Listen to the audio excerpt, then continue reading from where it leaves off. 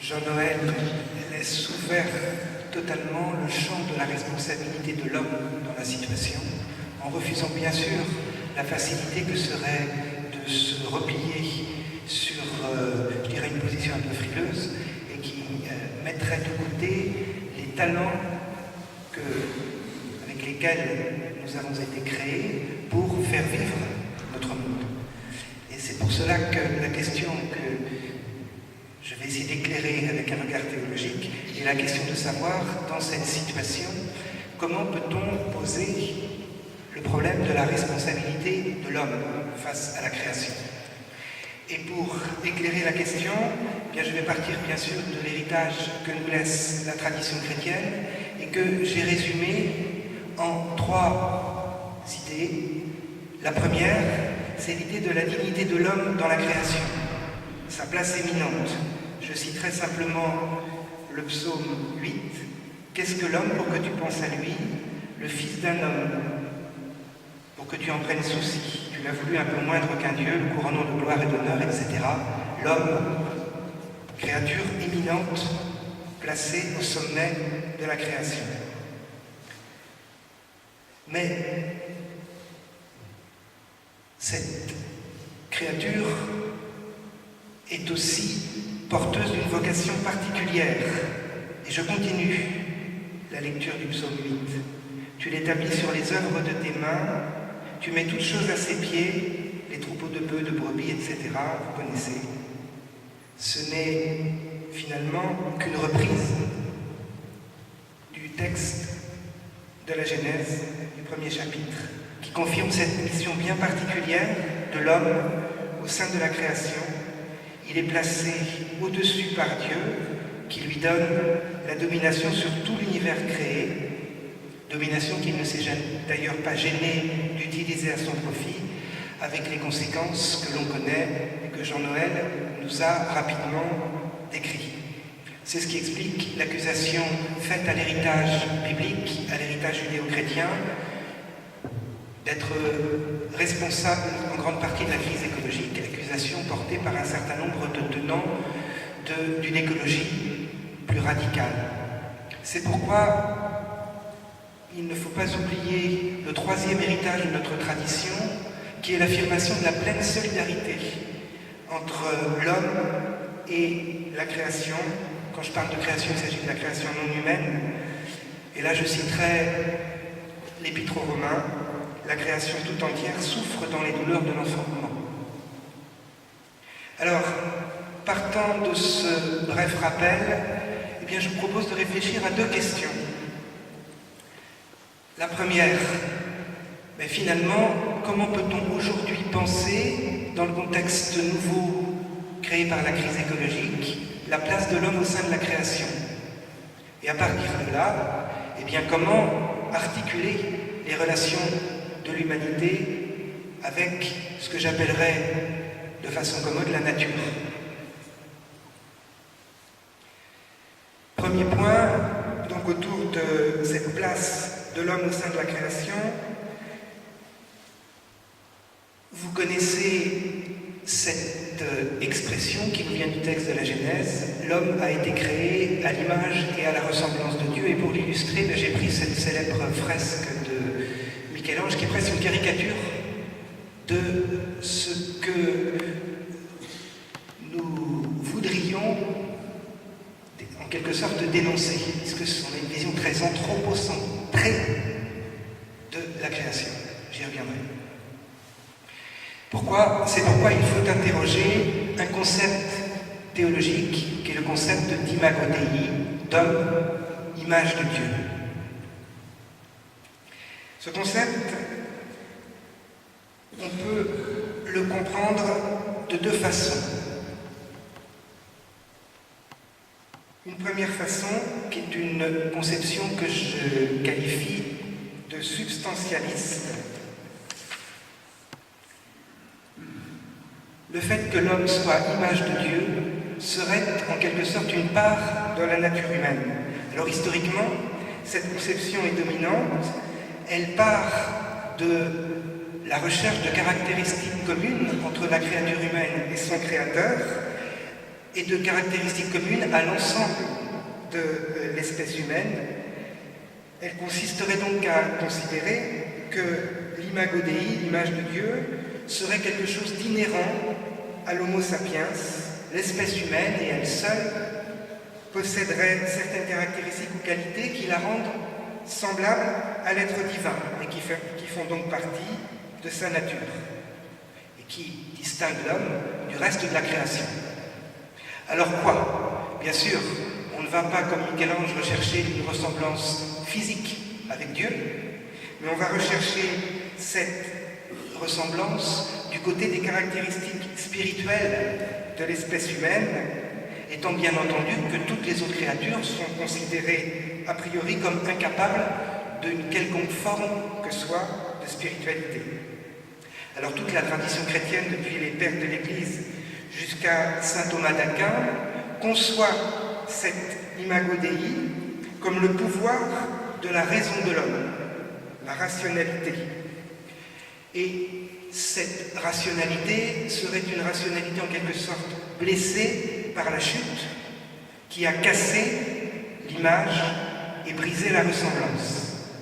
C'est pourquoi l'image de Dieu en l'homme ne resterait que dans sa partie spirituelle, son intelligence, sa raison, et ne subsisterait qu'à l'état de reste, c'est saint Thomas qui le dit, dans sa partie corporelle.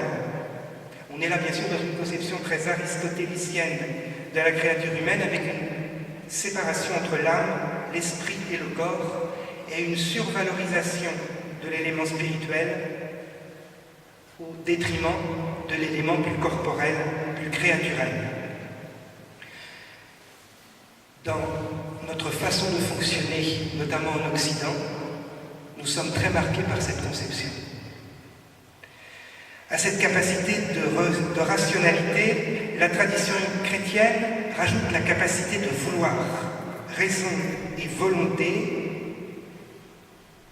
dont la combinaison permet à l'homme l'accès à la liberté, seraient ainsi les caractéristiques propres de l'essence humaine. Et l'être humain est le seul à les porter, ce qui justifie sa place éminente et sa position de supériorité et de domination à l'égard des autres créatures. Voilà pour la première conception. La seconde, conception d'ordre relationnel, l'imago Dei, le propre de l'homme, serait à ce moment-là non pas quelque chose d'ordre propre à sa nature, mais plutôt sa capacité à entrer en relation avec Dieu. La créature est image de Dieu quand elle est tournée vers son Créateur. L'apparente redondance dans le texte de la Genèse, en Genèse 26, créée à l'image et à la ressemblance de Dieu, s'expliquerait par cette vocation de l'homme à devenir image de Dieu. Être image de Dieu ne signifie pas donc avoir quelque chose, mais être et faire quelque chose, imager Dieu. L'expression est d'un théologien canadien, Douglas Hall. La créature est donc appelée à être image de Dieu au sens où elle est capable d'entrer en relation avec Dieu pour refléter Dieu comme dans un miroir. Et bien sûr, elle est aussi capable de se détourner de Dieu, perdant ainsi cette qualité relationnelle et sa capacité à imager son Créateur. Alors cette conception est moins présente dans la pensée catholique, même si elle était déjà présente chez saint Augustin, et c'est plutôt dans des théologiens, dans les penseurs de la Réforme, qu'elle a été réactivée, chez Luther et Calvin, et sans doute chez quelqu'un comme Kierkegaard, qui résume le mieux la formule en écrivant « Dieu est amour, nous ne pouvons ressembler à Dieu qu'en aimant ». Vous remarquerez qu'il rejoint là, finalement, l'idée suprême de la loi telle que Jésus la résume dans l'Évangile, qui relie amour de Dieu et amour du prochain. Et pour vous rassurer, le Concile Vatican II ou le catéchisme de l'Église catholique reprend aussi à leur compte cette conception. Alors, la vocation de l'homme serait donc d'imager Dieu. À partir de ces deux conceptions, c'est un débat qui peut paraître théologique, mais qui a des conséquences directes sur l'ontologie, c'est-à-dire la façon même de concevoir l'existence et l'être. Et de ces deux conceptions de l'image de Dieu peuvent découler soit une ontologie de l'être en soi pour la première, soit une ontologie de communion pour la deuxième. Je m'explique. Dans la première conception substantialiste, l'homme, quelque part, se suffit à lui-même. Doté de ses capacités, il peut être assez facilement tenté de se complaire dans une forme d'autonomie, un être en soi qui peut parfois le pousser jusqu'à la séparation, l'être contre. La créature humaine est pensée comme se situant au-dessus, son orgueil pouvant la conduire à une volonté de maîtrise et de toute puissance, et le sens symbolique du récit de la chute, mais aussi de la tour de Babel, par exemple. L'homme qui veut se faire aussi puissant que les dieux cherche à atteindre le ciel, se coupant en même temps de toute sa dimension créaturelle. La deuxième conception débouche sur une vision de communion beaucoup plus conforme finalement à l'héritage de la tradition biblique, qui comprend l'homme comme un être de relation. En comprenant l'homme comme un être avec, nous sommes invités à ne pas nous contenter d'une réflexion sur le seul être, mais aussi d'une réflexion sur l'avec, c'est-à-dire sur le vis-à-vis de la créature humaine, qui n'est plus une créature qui se suffit en soi, mais qui ne peut se comprendre que dans une triple polarité.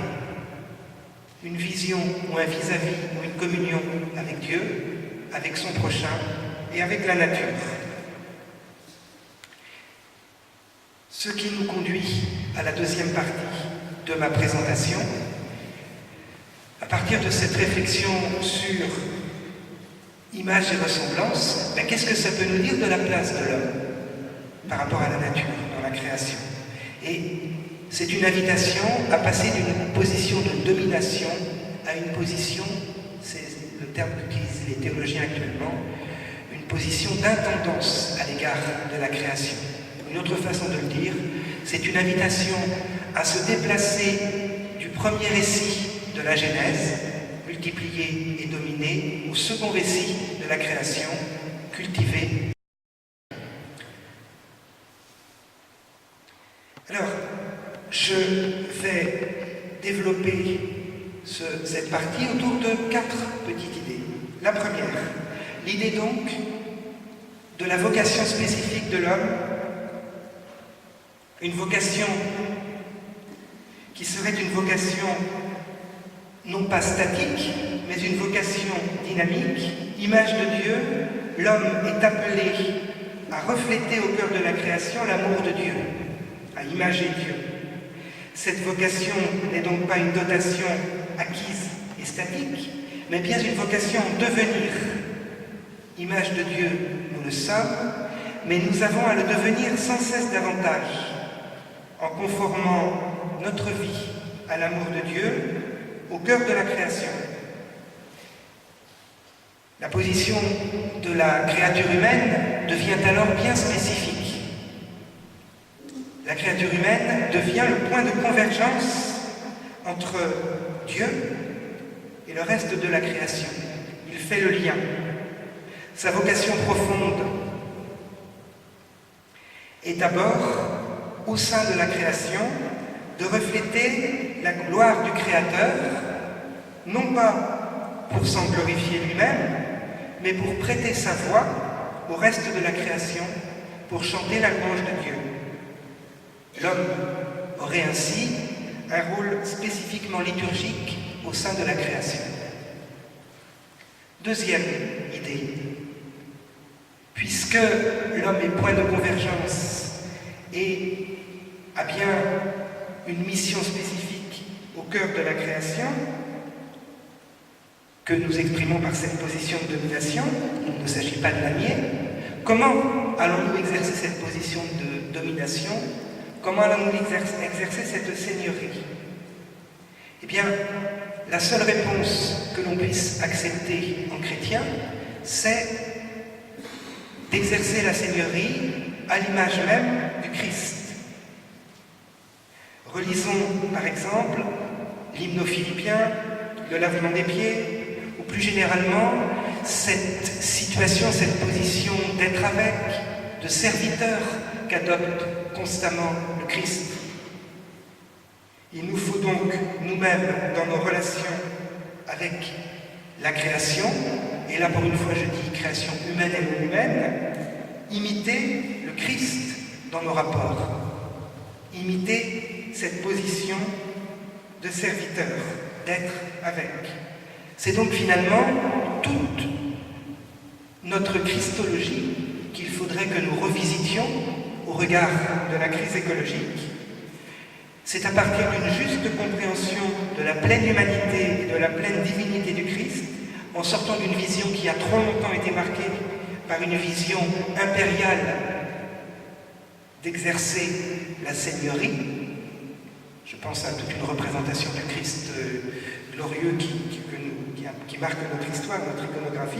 C'est en se repositionnant christologiquement qu'on pourra se positionner plus justement dans la façon dont nous pouvons exercer la domination propre à l'homme appelé à imiter le Christ. Troisième point, cette seigneurie, nous allons donc l'exercer dans un être avec la nature. Il nous faut revoir le rapport au non-humain, passer de l'être contre à l'être avec, puisque nous héritons d'une longue tradition d'hostilité, de rapports difficiles, de conflits, de chercher à triompher de la nature. Et nos textes en sont marqués. La Genèse, le sol est maudit à cause de l'homme, tu gagneras ton pain à la sueur de ton front. Il nous faut donc consentir à reconnaître deux choses. D'une part, si nous voulons être avec la nature, que nous acceptions de nous identifier à cette nature. Consentir à reconnaître que nous faisons nous aussi partie de la création, puisque si nous n'acceptons pas cette identité avec la création, nous ne pouvons pas entrer en relation avec elle. Et c'est le chemin inverse de ce qu'est fait l'homme occidental depuis un certain nombre de siècles. Il nous faut retrouver notre part d'incarnation. Identification donc, mais aussi différenciation, car on ne peut pas être avec si l'on est dans la fusion, ce que proposent un certain nombre de penseurs écologiques ou d'autres philosophies. Il n'est pas question d'être dans une fusion indistincte entre l'homme et la nature. L'anthropologie chrétienne pose bien la spécificité de la création humaine, ce qui ne signifie pas sa supériorité, mais sa vocation propre. Il nous faut donc, à partir de cela, entrer dans une relation de solidarité, de compassion avec le créé non humain, à l'image de l'attitude même du Christ. Il nous faut alors accepter de prendre en compte les besoins propres du créé non humain et reconnaître, par exemple, la vulnérabilité des animaux, des plantes, des rivières, de la terre, etc. C'est important pour elles-mêmes, sortons un peu de l'anthropocentrisme, mais c'est important aussi pour les hommes, ceux d'aujourd'hui qui sont déjà victimes de la crise écologique, et pour ceux des générations futures. Et pour terminer, agir en attendant. Se pose donc la question concrète de cet être avec la nature. Et je la résume en 4 dimensions. La première, entrer dans la dimension sacrificielle à la manière du Christ. À partir d'une théologie de la croix, accepter d'entrer dans la souffrance de la création non humaine, ce qui veut dire interroger notre style de vie, qui est largement fonction des souffrances que nous infligeons à la création. Deuxième dimension, participer à la préservation divine de la création, sortir de cette logique qui serait uniquement de préserver la création pour nous, mais préserver la création aussi et peut-être d'abord pour elle, et Dieu vit que cela était bon. Troisième dimension, reconnaître l'élément spirituel de la nature. Si on veut entrer dans cette démarche de relationnalité, de relation avec ce qui est non humain, accepter de considérer qu'il y a quelque part, on ne sait pas trop comment, bien comment, une dimension spirituelle aussi dans ce qui est l'élément de la création non humaine. Et enfin, dernier élément de cette intendance, ce que les théologiens appellent homo loquens, l'homme, l'être parlant au cœur de la création, qui peut porter sa voix, prêter sa voix au reste de la création, ce qui pourrait être la vocation spécifiquement sacerdotale de l'homme au cœur de la création. Pour terminer, 3 perspectives. Une première, une perspective eschatologique. Où va notre monde? Nous avons longtemps, dans notre théologie, considéré que la question importante du salut était le salut de l'homme. Est-ce qu'on n'a pas quelque part, je dirais, amoindri notre vision eschatologique, puisque nos textes nous parlent d'un salut pour l'ensemble de la création, un salut à dimension cosmique. Ça change le regard qu'on porte aussi sur le monde, et la crise écologique nous y invite fortement. Deuxième perspective, une perspective liturgique. Nous sommes modelés par la façon dont nous prions et dont nous célébrons. Si nous voulons entrer dans cet être avec la nature, il faut aussi que dans nos prières, dans nos liturgies, dans nos célébrations, nous retrouvions le goût et la façon de nous tourner vers le ciel, mais aussi vers la terre. Et dernière perspective, une perspective éthique, eh bien, puisque je parlais d'une triple polarité, vers le ciel, vers la terre et vers nos frères, eh bien, c'est notre réflexion éthique, notre manière de vivre qui doit évoluer pour intégrer davantage le souci des générations futures, des générations actuelles, parce qu'il y a déjà aujourd'hui sur notre planète des hommes et des femmes qui souffrent de la crise écologique, et bien sûr l'ensemble de la création. Et c'est pour cela que nous avons opté dans notre travail sur une orientation que nous avons appelée la vie simple, que va maintenant vous présenter Arnaud.